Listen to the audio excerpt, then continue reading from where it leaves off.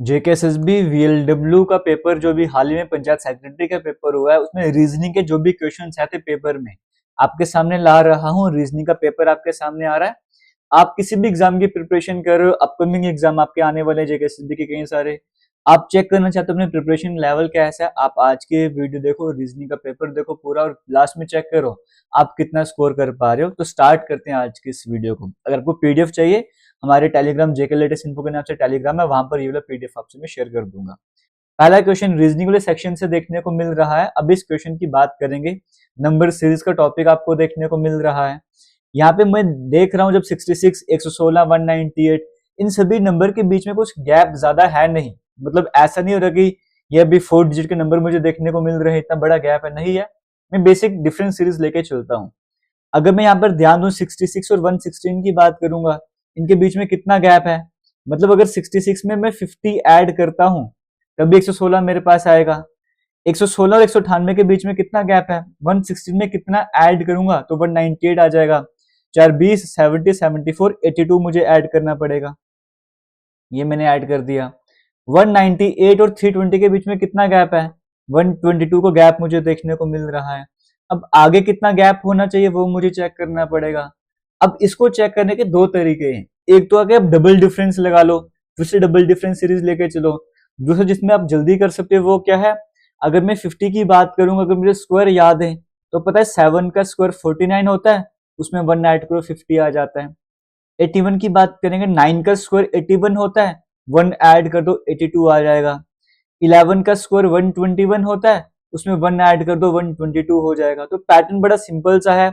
7 का स्क्वायर, 9 का स्क्वायर, 11 का स्क्वायर, आगे 13 का स्क्वायर प्लस 1 मुझे करना था। 13 का स्क्वायर 169, 169 में 1 ऐड करेंगे 170, यानी कि यहाँ पे जो गैप था वो 170 का होना चाहिए था। तो 320 में 170 ऐड कर लो तो 470, 490, 490 आपको देखने को मिलेगा। ऑप्शन नंबर सी में था, करेक्ट आंसर हो जाएगा। अगर सही था तो अच्छी बात है, कंग्रेचुलेशन आप सभी को। नहीं था तो टेंशन मत लो, अभी आपका पेपर हुआ नहीं है, टाइम आपके पास है, प्रिपरेशन कर सकते हो, प्रैक्टिस कर सकते हो। सेकेंड क्वेश्चन आपके सामने लेटर सीरीज से आपको देखने को मिल रहा है। पहले डब्ल्यू है, फिर वाई है, फिर वी है। अब इसके बाद क्या, अगर आपको प्रॉब्लम आती है ना, आप यहां से समझो। आई मेरे पास 9th नंबर पे आता है, के 11th नंबर पर आता है, एच 8th नंबर पर आता है, बी सेकंड नंबर पर, डी 4th नंबर पर, ए फर्स्ट नंबर पर आता है। अगर 9 से 2 पे जाना तो 7 माइनस करना पड़ेगा। 11 से 4 पे जाना है 7 माइनस करना पड़ेगा। 8 से 1 पे जाना है 7 माइनस करना पड़ेगा। तो पैटर्न क्या है, -7 वाला पैटर्न यहाँ पे चल रहा है। डब्ल्यू आता है 23 नंबर पे, 23 में से अगर मैं 7 माइनस करता हूँ तो 16 आता है, 16 नंबर पे पी आ जाता है। वाई आता है 25 नंबर पे, 25 में से अगर मैं 7 माइनस करूंगा 18 आ जाएगा, और 18 नंबर पे आर आता है। वी आता है 22 नंबर पे, और 22 में से अगर हम 7 माइनस करते तो 15 आ जाता है, और 15th नंबर पे ओ आ जाता है।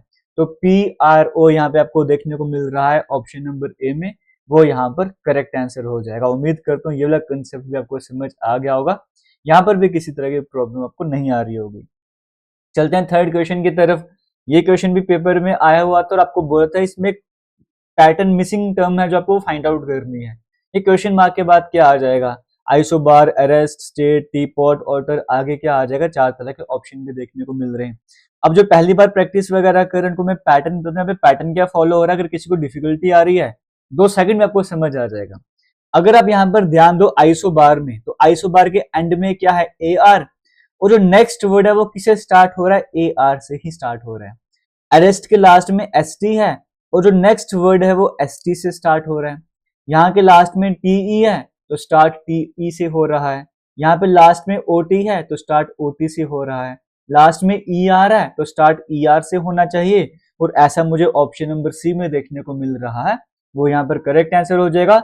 कोई भी टॉपिक आपको पढ़ना है आप हमारे इसी यूट्यूब चैनल से पढ़ सकते हो। वीएलडब्ल्यू रीजनिंग की प्लेलिस्ट है, वहां पर टॉपिक मिल जाएंगे। जेकेएसएसबी रीजनिंग की प्लेलिस्ट है, वहां पर जाकर मिल जाएंगे। हर तरह का टॉपिक आपको देखने को मिलेगा, चाहे वो एड्रेस मैचिंग हो, जो मर्जी टॉपिक आप चेक कर लो रीजनिंग का। आगे चलते हैं। स्टेटमेंट आर्गुमेंट्स की कैटेगरी से क्वेश्चन बन रहा है। स्टेटमेंट में कहा जा रहा है, is the phased privatisation approach for Indian railway similar to other public sector enterprises available option. क्या अगर मतलब फेज्ड मैनर पे प्राइवेटाइजेशन कराई जाए रेलवेज की, जैसे कि बाकी सेक्टर्स की करवाई गई है, तो क्या एक सही ऑप्शन रहने वाला है। आर्गुमेंट्स में कहा गया यस, हाँ, प्राइवेटाइजेशन से कंपेटिटिवनेस जो बढ़ सकता है और सर्विस क्वालिटी भी इंक्रीज हो सकती है, इंप्रूव हो सकती है। हालांकि ये सिर्फ अकेला मतलब सोल्यूशन है कि आपको इन सभी गोल्स को अचीव करना है, यानी कि आपको कंपेटिटिवनेस तो बढ़ जाएगी, आपको अगर सर्विस क्वालिटी बढ़ानी है तो अकेला यही तरीका नहीं है। दूसरे आर्गुमेंट में कहा जा रहा है नहीं, प्राइवेटाइजेशन की वजह से जो रिसोर्सेज है उनका इनएफिशिएंट वे में यूज होगा, यानी कि सस्टेनेबल डेवलपमेंट की तरफ ध्यान नहीं दिया जाएगा, इस तरह से कहा जा रहा है। तो आप मुझे बताइए, स्टेटमेंट आपके सामने है, आर्गुमेंट आपके सामने है, क्या जो पहला आर्गुमेंट है वो स्ट्रॉन्ग है, कौन सा वीक, आपको ये बताना होता है। तो पहला आर्गुमेंट तो स्ट्रॉन्ग देखने को मिल रहा है, वाकई में जब प्राइवेटाइजेशन करी जाएगी तो होगा कि कंपटीशन बढ़ेगा, तो बेटर क्वालिटी की तरफ सभी फोकस करेंगे, है ना। तो ये तो आर्गुमेंट वन तो स्ट्रॉन्ग देखने को मिल रहा है। लेकिन सेकंड आर्गुमेंट स्ट्रॉन्ग नहीं है, क्योंकि हम ऐसा नहीं बोलेंगे प्राइवेट सेक्टर वाले जो है वो इनएफिशिएंट वे में यूज करते हैं, ऐसा कहना गलत हो जाएगा, वो इतना स्ट्रॉन्ग नहीं है, वो वीक आर्गुमेंट हम उसको कह सकते हैं। तो ऑप्शन नंबर ए, पहला आर्गुमेंट स्ट्रॉन्ग है, वो करेक्ट आंसर हो जाएगा। तो ऑप्शन नंबर ए ही यहाँ पे करेक्ट आंसर हो जाएगा। आगे चलते हैं, और जो आपके सामने क्वेश्चंस ला रहा हूं ना, इनमें रीजनिंग वाले सेक्शन में एक क्वेश्चन हमारे पास था टाइम स्पीड डिस्टेंस वाला, उसको मैंने स्किप करा क्योंकि उसको मैं मैथमेटिक्स का पार्ट मानता हूँ, ठीक है। बाकी सारे क्वेश्चन लेकर आया हूं आपके लिए। नेक्स्ट क्वेश्चन में कहा जा रहा है, चलो पहले ये वाला क्वेश्चन सॉल्व कर लेते हैं, फिर उसकी तरफ आ जाएंगे। फ्रेंड की जो कोडिंग है FRIEND, फ्रेंड की जो कोडिंग है वो किस तरह से करी है, GQJDOC। आपको बताना है पीस की कोडिंग क्या हो जाएगी। देखो फ्रेंड की बात करेंगे, एफ आता है 6 नंबर पे, जी आता है 7 नंबर पे, +1 किया हुआ है। आर आता है 18 नंबर पे, क्यू होता है 17 नंबर पे, -1 किया हुआ है। फिर आई आता है और जे +1 किया हुआ है, ई से एक स्टेप पहले डी आता है। तो पैटर्न क्या है, +1 करो -1 करो, ये पैटर्न कंटिन्यू करना है। तो पीस की अगर मैं बात करता हूं, पहले मुझे +1 करना है, फिर -1 करना है। पी से एक स्टेप आगे आएंगे क्यू आ जाएगा, ई से एक स्टेप पहले जाएंगे तो डी आ जाएगा। तो सभी ऑप्शन जहां पर है स्टार्टिंग में क्यू और डी, दो ही ऑप्शन मुझे देखने को मिल रहे हैं। आगे चेक कर लेते हैं, फिर +1 करना था, फिर -1 करना था, ए में एक स्टेप ऐड करेंगे बी, और सी से एक स्टेप पहले आएंगे बी।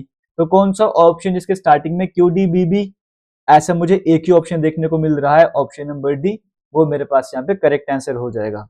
अब ये क्वेश्चन अगर आपने सॉल्व कर लिया तो आगे चलते हैं, नेक्स्ट क्वेश्चन हमारे सामने जो है ये वाला मैथमेटिकल ऑपरेशन, वाला इसको भी कवर कर लेते हैं। ये भी बड़ा बेसिक सा क्वेश्चन आपके सामने है, इसको थोड़ा सा इरेज कर लेते हैं, पहले जगह बना लेते हैं, साफ सफाई स्वच्छ भारत अभियान की तरफ थोड़ा सा फोकस कर लेते हैं और आगे की तरफ बढ़ते हैं। यहाँ पर क्या कहा जा रहा है, देखो डिवाइड है ना, सबसे पहले डिवाइड, डिवाइड का मतलब क्या है, डिवाइड का मतलब मल्टीप्लाई है, तो मैं लिखूंगा 40 मल्टीप्लाइड बाय 60, ठीक है। माइनस का मतलब क्या है, माइनस कहाँ गया, माइनस का मतलब है डिवाइड, अब मैं माइनस की जगह यहाँ पे डिवाइड लगा दूंगा और फिर मैं 15 लिखूंगा। फिर जो मल्टीप्लाई का मतलब क्या था, मल्टीप्लाई का मतलब है प्लस, आगे मैं प्लस लगा के 30 लिखूंगा, और प्लस का मतलब था माइनस, फिर -25 कर दूंगा। ये किसके बराबर हो जाएगा ये आपको बताना है। तो बोर्ड मास आपको पता है, बोर्ड मास को जब हम अप्लाई करते हैं, है ना, ये कैसा बोर्ड मास अप्लाई कर रहा हूं मैं, जब हम बोर्ड मास को यहाँ पर अप्लाई करते हैं तो ब्रैकेट तो है नहीं, ऑफ है नहीं, ऑर्डर है नहीं, डिवाइड है, तो पहले डिवाइड को सॉल्व कर लेते हैं। 60 डिवाइड बाय 15 जब हम करेंगे तो 4 आंसर आ जाएगा। तो इस पूरे पोर्शन को इरेज करके मैं यहाँ पे 4 लिख देता हूँ, है ना, ये क्या हो रहा है, इसको यहाँ पे मैं 4 लिख देता हूँ, और उसके बाद मेरे पास ये 15 30 से पहले स्टार था, और स्टार का मतलब प्लस हुआ करता था, है ना। अब बोर्ड मास में मुझे पहले मल्टीप्लाई करना पड़ेगा, 40 को 4 से मल्टीप्लाई करो 160 आ जाएगा, है ना, ये 160 मैंने लिख दिया, और ये प्लस ही था ना, यहाँ पे 30 से पहले स्टार था, स्टार का मतलब प्लस ही था, ठीक है। तो 160 मेरे पास आ गया, एक सेकेंड रुक जाओ, इसको मैं फिर से ठीक कर देता हूँ। ये मेरे पास 60 डिवाइडेड बाय 15 था ना, मेरे पास 4 आ गया था, और बाकी एज इट इज टर्म मेरे पास थी। 40 को जब हम 4 से मल्टीप्लाई करेंगे 160 आ जाएगा, 160 प्लस 30 माइनस 25 बन जाएगा। तो 190 में से आपको 25 माइनस करना है, तो 165 बन जाएगा। 165 ऑप्शन नंबर ए में देखने को मिल रहा है, वो यहाँ पर करेक्ट आंसर हो जाएगा। अभी तक के सारे क्वेश्चन अगर ठीक हो रहे हैं तो अच्छी बात है, लास्ट में जरूर बताइएगा कितने मार्क्स आपके आ रहे हैं आज की इस वीडियो को देखने के बाद। आगे चलते हैं, नेक्स्ट क्वेश्चन आपके सामने है। क्वेश्चन अगर आपको पढ़ा नहीं जा रहा, मैं आपको बताना चाहूंगा, यहाँ पे लिखा गया एक वर्ड आपके सामने है फ्रेंड, FRIEND, फ्रेंड कहा जा रहा है कितने मीनिंगफुल वर्ड्स आप बना सकते हो यहाँ के लेटर्स को यूज करके। कंडीशन है कि एक लेटर को एक ही बार यूज करना है, तो कितने वर्ड बना सकते हैं यहाँ से, देखो एक तो मैं बना सकता हूँ, जैसे सिंपल सा है, जैसे RED रेड बना सकता हूँ, है ना, एक END एंड बना सकता हूँ, और क्या बना सकता हूँ मैं यहाँ से, जैसे फ्रेंड बना दिया, रेड बना दिया, एंड बना दिया, और जैसे मैं यहाँ से बना सकता हूँ डी ई एन डेन बना सकता हूँ, है ना। और क्या बना सकता हूँ, F I N D find बना सकता हूँ, है ना, फाइंड भी बन सकता है। फिर F I N E find भी बना सकता हूँ। अभी तक कितने बन गए, 3 2 5 बन गए, तो ये आंसर हो सकता है। क्या और भी कुछ बन रहा है, और भी चेक कर लेते हैं, है ना। रेड बन गया, एंड बन गया, फिर डन भी बना दिया मैंने। हाँ, एफ आर आई ई डी फ्राइड भी बना सकता हूँ, है ना, फ्राइड भी बना सकता हूँ। तो 6 वर्ड मेरे पास हो जाएंगे अभी तक। क्या पता और भी बनते हो, तो मैं मोर देन 6 बोल दूंगा, क्योंकि यहाँ पे अगर 6 होता तो 6 तो ऑप्शन में है ही नहीं है। तो अगर मेरे 6 वर्ड बनाते करता कोई और वर्ड भी बनता हो तो मोर देन 6 बन जाएगा, option number C correct answer हो जाएगा। अगर मैं 5 में ही रुक गया तो 6th वर्ड मेरे से ना बन रहा होता तो मैं ऑप्शन नंबर बी पे चले जाता। अब अगर थोड़ा सा मैं टाइम लगाऊं तो कुछ और वर्ड भी बना सकता हूँ यहाँ से, है ना। जैसे राइड बना सकता हूँ, are I D E ride बन जाएगा, ये भी मेरे पास वर्ड बन जाता है। तो ये लो मोर देन 6 यहाँ पे बन गए। क्या पता कितने सारे वर्ड और भी बन जाए अगर मैं थोड़ा सा इसमें टाइम लगाऊंगा। तो more than 6 option number C में देखने को मिल रहा है, वो मेरे पास करेक्ट आंसर हो जाएगा। अब क्वेश्चन नंबर 57 आपके सामने स्क्रीन में है। यहाँ पे कहा जा रहा है, फिर से वही हमारे पास मैथमेटिकल ऑपरेशन का चैप्टर है, क्वेश्चन आपके सामने आ चुका है। यहाँ पे कहा जा रहा है करेक्ट स्टेटमेंट आपको सिलेक्ट करना है। तो देखिए यहाँ पर क्या है, जब मैं ऐसे क्वेश्चन को सॉल्व कर रहा हूँ तो मैं यहाँ पे देख रहा हूँ हैश है, स्मॉलर देन का साइन है, माइनस मल्टीप्लाई हैश है।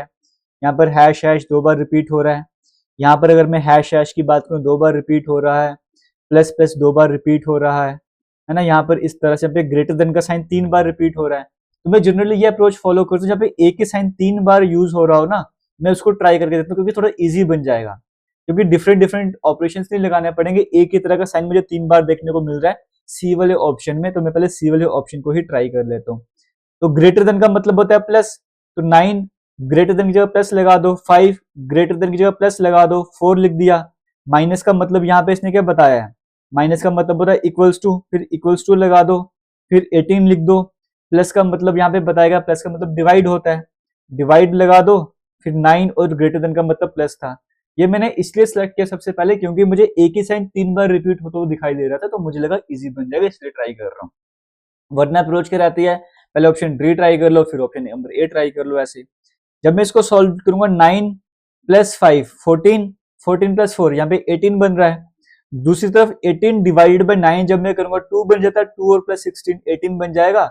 दोनों साइड्स बराबर हैं, L H S equal to R H S, तो इसका मतलब ऑप्शन नंबर सी ही हमारे पास करेक्ट आंसर हो जाएगा।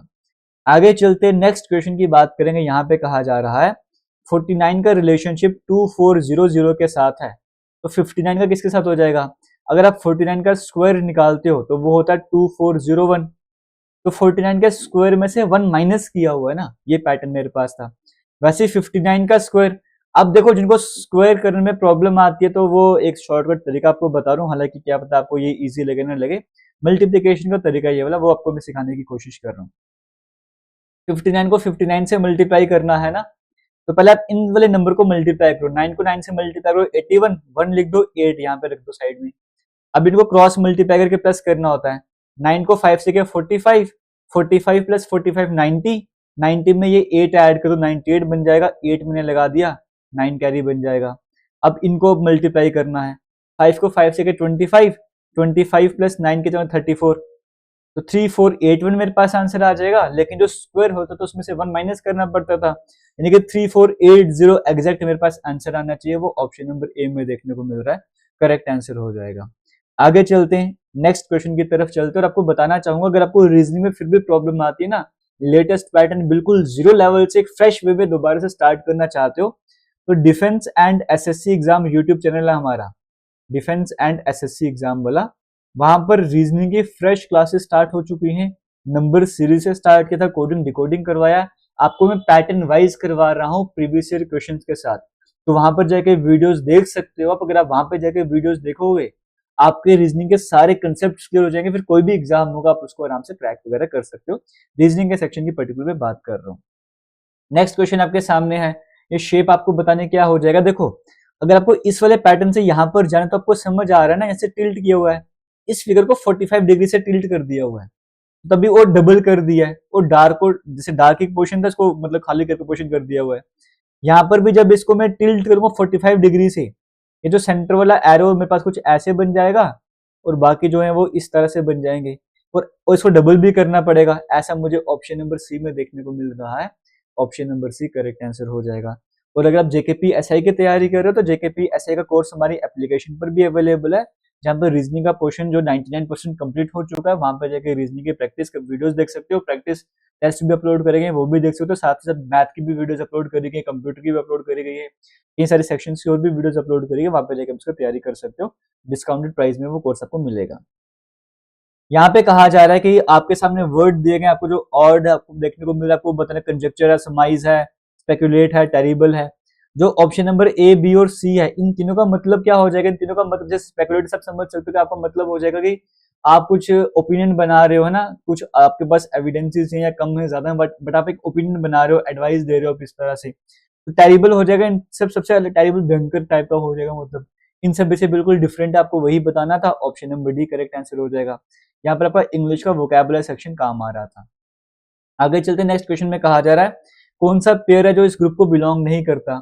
अगर मैं ऑप्शन नंबर ए की बात करूं तो देखो यहाँ पे सारे इवन ऑड मिक्स हैं, यहाँ पे भी इवन ऑड मिक्स है, इवन ऑड मिक्स है, तो इवन ऑड मिक्स है, ऐसा मैं कुछ कह नहीं सकता, है ना।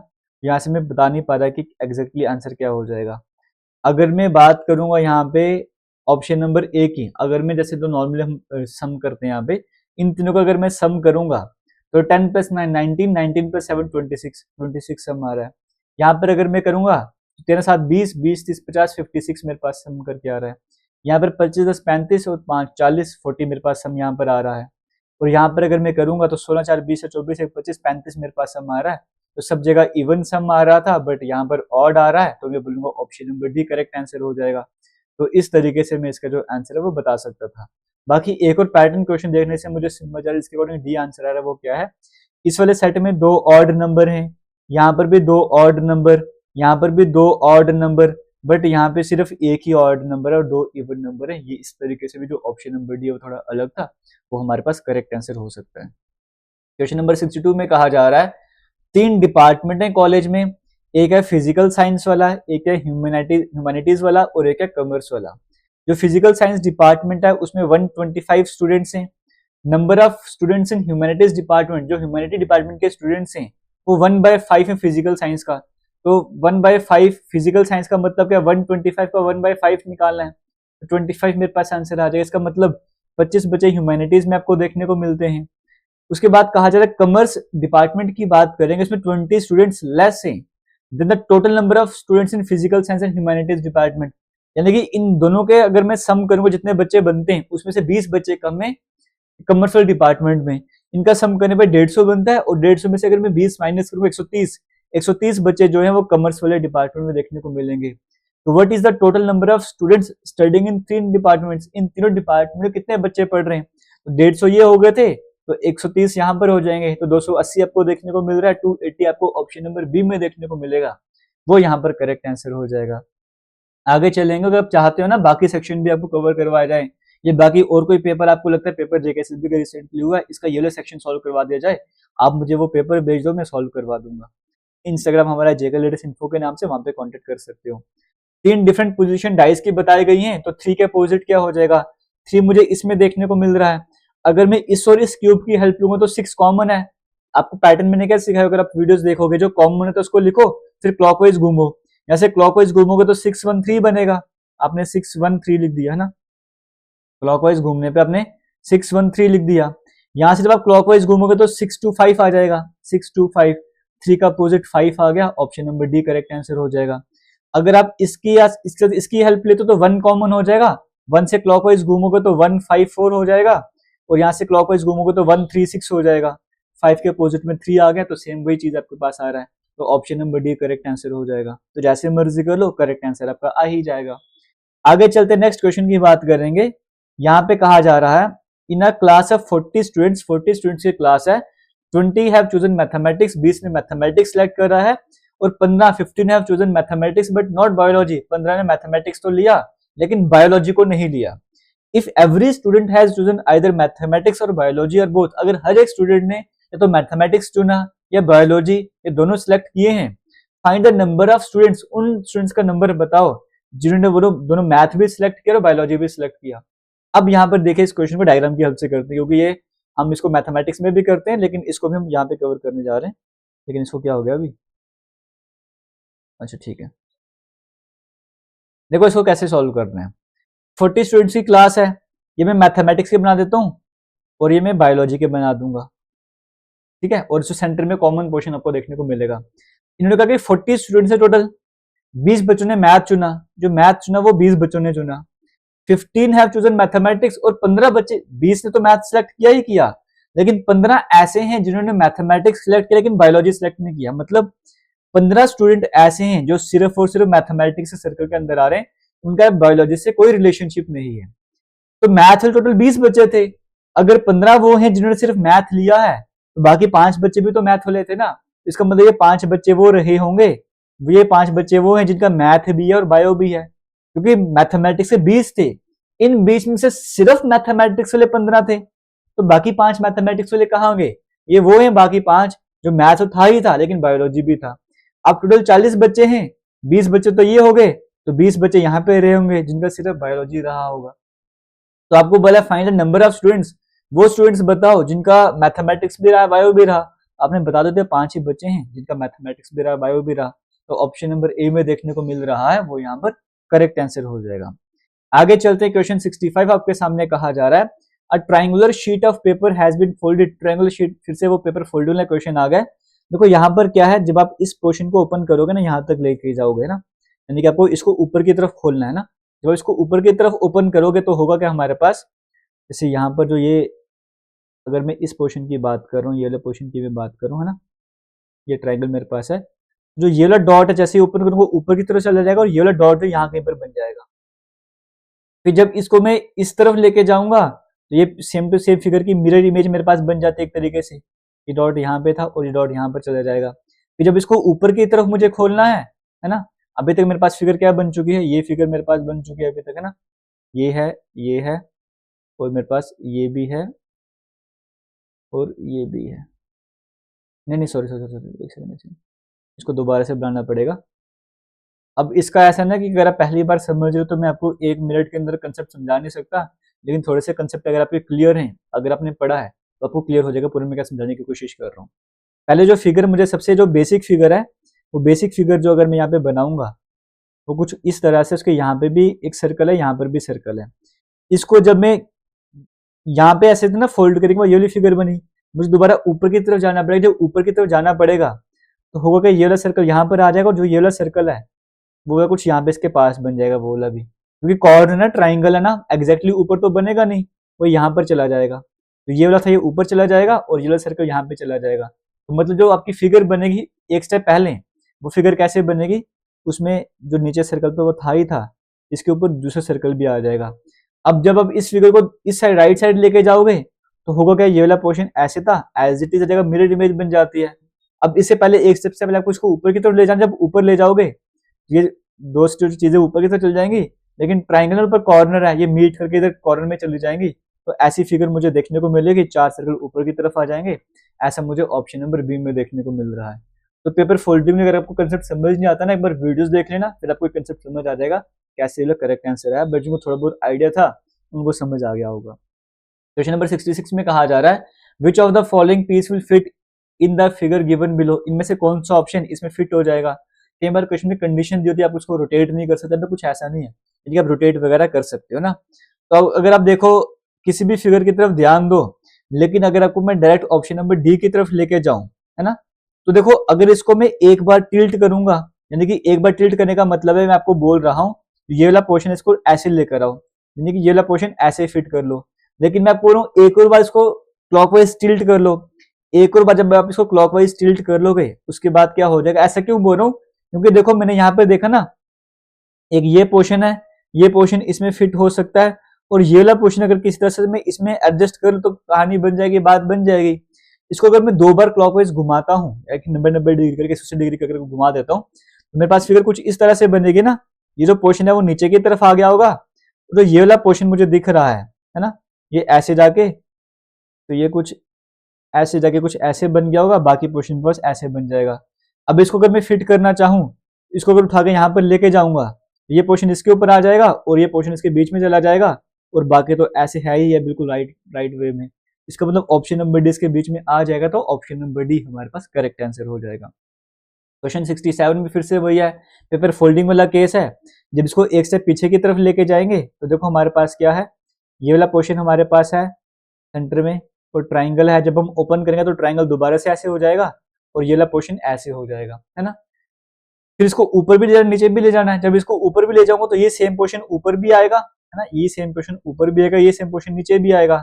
मतलब जो भी मेरी फिगर बनेगी उसमें सेंटर में ऐसे मुझे देखने को मिलेगा ना, ऐसे। और राइट साइड में भी मुझे ऐसे देखने को मिलेगा, एंटर करके ऐसे। तो ऐसा मुझे देखो, ये तो ऑप्शन नंबर बी में देखने को मिल रहा है या ऑप्शन नंबर डी में देखने को मिल रहा है। अब इनमें से एक ऑप्शन सिलेक्ट करना पड़ेगा। उसका आपको इतना तो समझ आ गया होगा, जैसे एक ट्राइंगल यहाँ पर है, जब मैं इस फिगर की तरफ होगा दूसरा ट्राइंगल भी ऐसे हो जाएगा। अब जब ऊपर नीचे करें, दो ट्राइंगल ऊपर दो ट्राइंगल नीचे भी चले जाएंगे, छह ट्राइंगल तो दोनों जगह हैं। लेकिन जब इसको मैं ऊपर की तरफ लेके जाऊंगा, वाटर इमेज बनानी पड़ेगी, ये उल्टा बन जाएगा ना, ट्राइंगल इस तरह से बन जाएगा। तो ऐसा मुझे ऑप्शन नंबर बी में ही देखने को मिल रहा है, और नीचे वाला ट्राइंगल भी ऐसे बन जाएगा। तो ट्राइंगल भी तो चेंज करने पड़ेंगे, तो ऑप्शन नंबर बी मेरे पास करेक्ट आंसर हो जाएगा। Question number 68, address matching. Even ऐसे टॉपिक भी आपको हमारी प्लेलिस्ट में मिल जाएंगे, वहां पे जाके देख सकते हो। एड्रेस मैचिंग वाइज में होता क्या है, कोई ना कोई स्पेलिंग मिस्टेक, कॉमा, कुछ ना कुछ गलती आपको देखने को मिलेगी। एक ऑप्शन ऐसे जो बिल्कुल सही आपको वो बताना है। तो देखो, अगर मैं ऑप्शन नंबर ए की बात करूंगा तो इंदिरा के स्पेलिंग देखो और यहाँ पे देखो, तो यहाँ पे आई मिसिंग है, ये हो नहीं सकता। ऑप्शन नंबर बी की बात करूंगा तो SALA है, यहाँ पे SAALA कर दिया, ये भी गलत हो जाएगा। थर्ड ऑप्शन में क्या, इंदिरा नगर है, INDIR है, यहाँ पे डी के बाद आर है, आई मिसिंग है, ये भी नहीं हो सकता। तो ऑप्शन नंबर डी बच गया, वही यहाँ पे करेक्ट आंसर हो जाएगा। अगर वीडियो सही लग रही है, वीडियो को शेयर करो, पहली बार आए हो सब्सक्राइब करो, और अगर आप चाहते कोई और सेक्शन पर आपको वीडियो चाहिए, कमेंट करो। किसी भी तरह का पेपर आप बोलोगे, मैं कोशिश करूंगा जितने जल्दी हो सके आपके लिए मैं वीडियो लेकर आऊं। क्वेश्चन नंबर आगे, ये जो address matching roll number matching है वहां से बना, कहा गया आपके पास जो 6 डिजिट का सीरियल नंबर आपको देखने को मिल रहा है। मोस्ट सिग्निफिकेंट 2 डिजिट, मतलब लेफ्ट साइड के 2 डिजिट जो हैं वो सेंटर कोड बताएंगे, और लास्ट के 4 डिजिट रोल नंबर बताया करेंगे। इस तरह से क्वेश्चन है। तो पहले कहा जा रहा है, find the roll number that belongs to the centre code 38। 38 में कौन सा कोड आपको देखने को मिल रहा है, 38 ये है। इसका जो रोल नंबर है 4610 है, तो 4610 ऑप्शन नंबर बी में देखने को मिल रहा है। क्योंकि पहले 2 डिजिट आपको सेंटर कोड बता रहे हैं, लास्ट का रोल नंबर बता रहे हैं, तो इसका रोल नंबर क्या है 4610। विच of the following centres has the maximum number of candidate, कौन से सेंटर के कैंडिडेट सबसे ज्यादा हैं। सेंटर मतलब जो स्टार्टिंग के 2 डिजिट होते हैं। देखो, अगर मैं 17 की बात करूं, 17 रिपीट ही नहीं हो रहा, 33 क्या रिपीट हो रहा है, 33 भी रिपीट। लेकिन 68 की बात करूंगा, एक बार ये है, आपको ऑप्शन से आपको चेक करना था ना। एक बार 68 यहां पर है, दूसरी बार यहां पर भी है, 3 बार है, 4 बार है, तो 4 बार 68 आपको देखने को मिल रहा है। तो इसका मतलब सबसे ज्यादा सेंटर कोड कहाँ का है, सबसे ज्यादा सेंटर कहाँ पे बने हुए 68 वाले में, तो option number B correct answer हो जाएगा। 71 में कहा जा रहा है, in the above data how many unique centre, कितने यूनिक सेंटर आपको देखने को मिल रहे हैं। जैसे 68 रिपीट हो रहा था, वैसे अब चेक करना पे कुछ ना कुछ और भी रिपीट हो रहा होगा। तो जो रिपीट हो रहे हैं उनको साइड में कर दो, बाकी टोटल काउंट करो। जैसे 3 3 6, 6 12, 6 18 और 6 24 आपको सेंटर देखने को मिल रहे हैं। इसमें जो रिपीट हो रहे हैं उनको माइनस कर दो, तो जो बच जाएंगे वो यूनिक सेंटर होंगे, वो आपका आंसर हो जाएगा। ये ट्राई करो, अगर मैं यहाँ पे करता हूँ तो टाइम थोड़ा सा लग सकता है। आगे की तरफ बढ़ते हैं। क्वेश्चन नंबर 72 आपके सामने है। ये तो हमारे पास नंबर सिस्टम का आ गया, इसको हम पढ़ेंगे नहीं, ये वाला क्वेश्चन कवर कर लेते हैं, ये भी पेपर में आया हुआ है। यहाँ पे क्या कहा गया है, BEHOLD, बिहोल्ड की जो कोडिंग है वो करी गई है BDEHL और O। इंडीड INDEED, इंडीड की जो कोडिंग है वो करी गई है DDEEIN।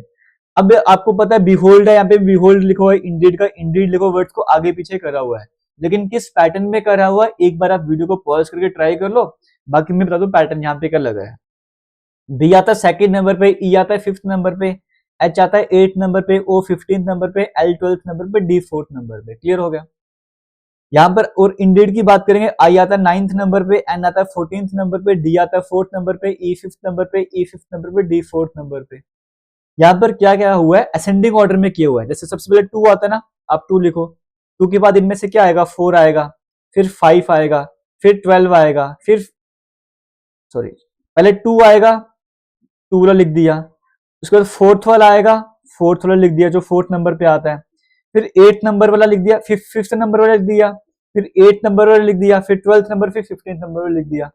जैसे यहाँ पे सबसे पहले फोर्थ नंबर वाला लिख दिया, फिर फिफ्थ, फोर्थ वाले दो है ना, तो 4 बार, 2 बार 4 4 लिख दिया, फिर 5 5 कर दिया, फिर 9th नंबर, फिर 14th नंबर कर दिया। वैसे आपसे पूछा था कि कोर्स, तो कोर्स का क्या आंसर हो जाएगा? कोर्स की बात करेंगे COURSE। सी थर्ड नंबर पे आता है, O 15th नंबर पे, U 21 नंबर पे, R 18th नंबर पे, S 19th नंबर पे, E 5th नंबर पे। सबसे पहले छोटा यानी कि थर्ड नंबर वाला लिख दिया, फिर फिफ्थ नंबर वाला लिख दो, फिर आप उसके बाद लिखो 15th नंबर वाला, फिर आप लिखो 18th नंबर वाला, फिर लिखो 19th नंबर, फिर 21 नंबर। तो CEORSU आपको ऑप्शन नंबर डी में देखने को मिल रहा है, वो यहाँ पर करेक्ट आंसर हो जाएगा। उम्मीद करता हूँ आपको समझ आ गया होगा। इसी के साथ आज के इंपॉर्टेंट क्वेश्चन का सेट कंप्लीट होता है। तो मिलेंगे नए वीडियो में कुछ नए क्वेश्चंस के साथ, कुछ नए अपडेट्स के साथ। तब तक के लिए थैंक यू, जय हिंद। वीडियो को शेयर कीजिएगा।